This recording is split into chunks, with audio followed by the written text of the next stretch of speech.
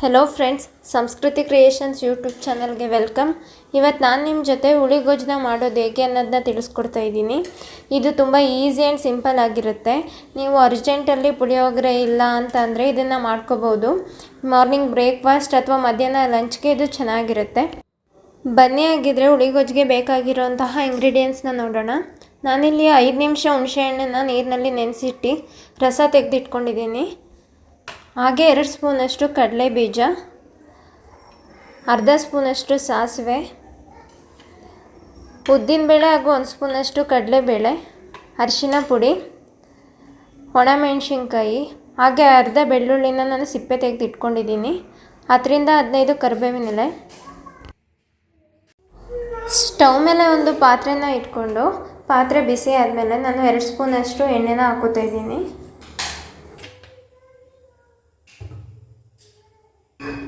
ಅರ್ಧ ಸ್ಪೂನಷ್ಟು ಸಾಸಿವೆ, 2 ಸ್ಪೂನಷ್ಟು ಕಡಲೆ ಬೀಜ,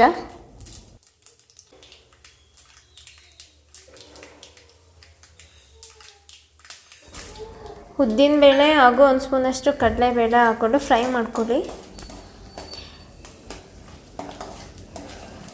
ಕಡಲೆಬೇಳೆ ಹಾಗೂ ಕಡಲೆ ಬೀಜ ಬ್ರೌನ್ ಕಲರ್ ಬರೋವರೆಗೂ ರೋಸ್ಟ್ ಮಾಡ್ಕೊಳ್ಳಿ. ಈಗ ಬಿಡಿಸಿಟ್ಕೊಂಡಿರುವಂತಹ ಬೆಳ್ಳುಳ್ಳಿನ ಸೇರಿಸ್ಕೊಳ್ಳೋಣ.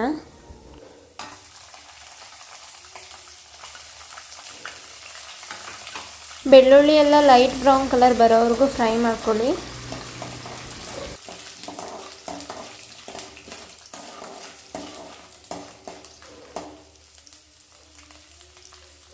ಈಗ ಒಣಮೆಣಸಿನ್ಕಾಯಿ ಹಾಗೂ ಕರಿಬೇವಿನ ಎಲೆನ ಸೇರಿಸ್ಕೊಳ್ಳಿ.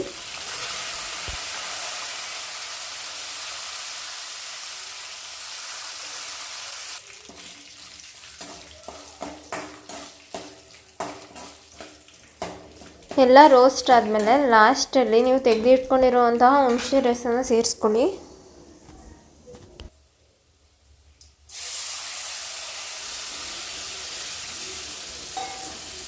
ಎಲ್ಲ ಮಿಕ್ಸ್ ಮಾಡಿಕೊಂಡು ಒಂದು 5 ನಿಮಿಷ ಹುಣಸೆ ರಸ ಎಲ್ಲ ಕುದಿಯೋಕೆ ಬಿಡಿ.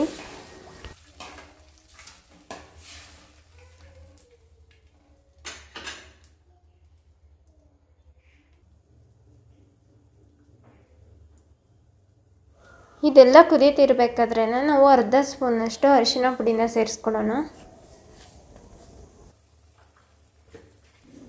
ಹಾಗೆ ಲಾಸ್ಟಲ್ಲಿ ರುಚಿಗೆ ತಕ್ಕಷ್ಟು ಉಪ್ಪನ್ನ ಆ್ಯಡ್ ಮಾಡ್ಕೊತಾ ಇದ್ದೀನಿ.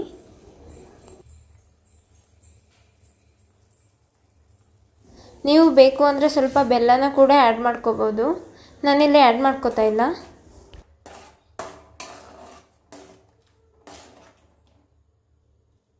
ಈಗ ಒಂದು 5 ನಿಮಿಷ ಇದನ್ನೆಲ್ಲ ಚೆನ್ನಾಗಿ ಕುದಿಯೋದಕ್ಕೆ ಬಿಡಿ.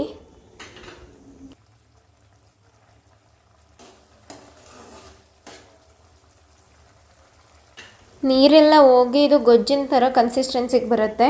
ಅಲ್ಲಿವರೆಗೂ ನಾವು ಇದನ್ನು ಲೋ ಫ್ಲೇಮಲ್ಲೇ ಕುದಿಸ್ಕೋಬೇಕು.